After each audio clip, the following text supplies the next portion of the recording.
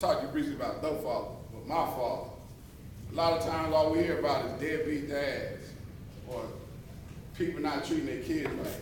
There's a lot of factors before you fall into what's really happening. There's a lot of factors going on in relationships that sometimes we don't get all the information to.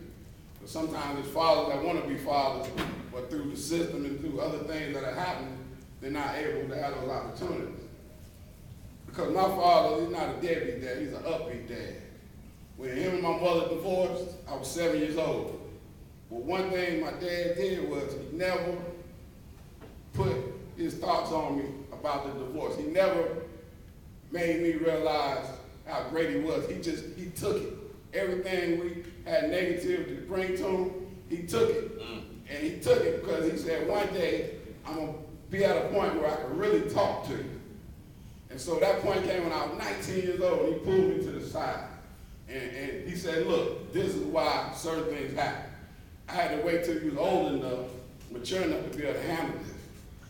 I'm glad my dad waited because I appreciated what he did. He took one for the team. He really took one for the team because he made me look back and say, man, I was wrong. You know, the way I treated you. But I was just acting how I saw the situation. So my dad is originally from Mount Vernon, New York. He set the tone in his life by going into the military. He did 20 years in the military. He had a game plan. While he was in the military, he went and got his master's degree in English. And from there, he already had a plan to go into the educational system. He taught 20 years as a middle school teacher. So he had a plan. He said, I'm going to go into the military. I'm going to go into teaching.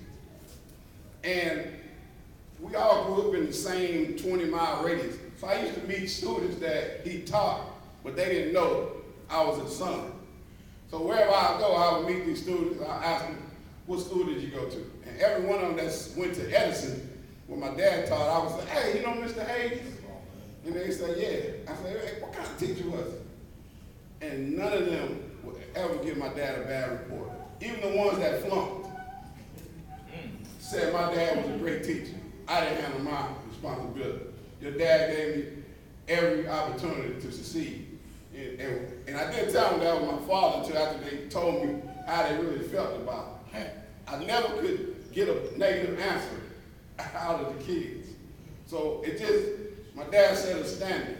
That's why I love my father. I talk about my father. No situation that I can't, explain.